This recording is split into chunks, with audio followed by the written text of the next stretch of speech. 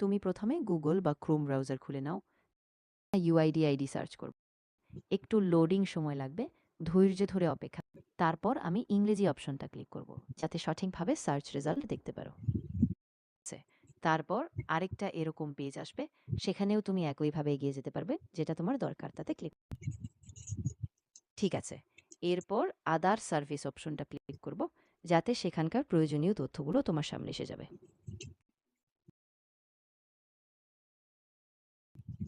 ঠিক আছে। এরপর তুমি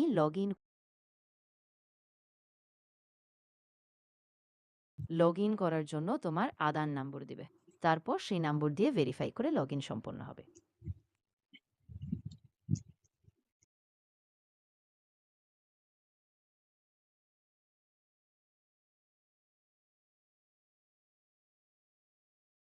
ঠিক আছে। ক্যাপচা দেখালে সেটি পূরণ করে তারপর লগইন করে নিও। সব ঠিকঠাক থাকলে তুমি তোমার অ্যাকাউন্টে ঢুকে যাবে।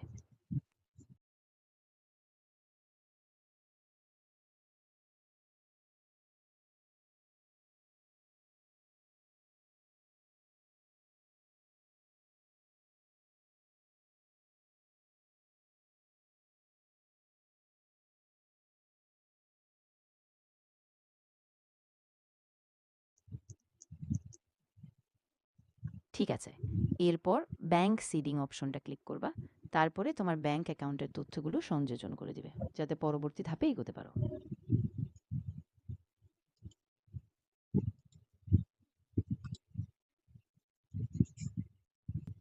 ঠিক আছে।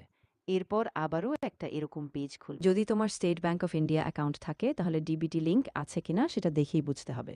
যদি তোমার অ্যাকাউন্টে ডিবিটি লিঙ্ক আগে থেকেই অ্যাক্টিভ থাকে, সেটা দেখাবে, আর না থাকলে বোঝা যাবে না। তোমার যদি আর কিছু জানতে হয়, তাহলে কমেন্টে জানাও, আমি সাহায্য করব।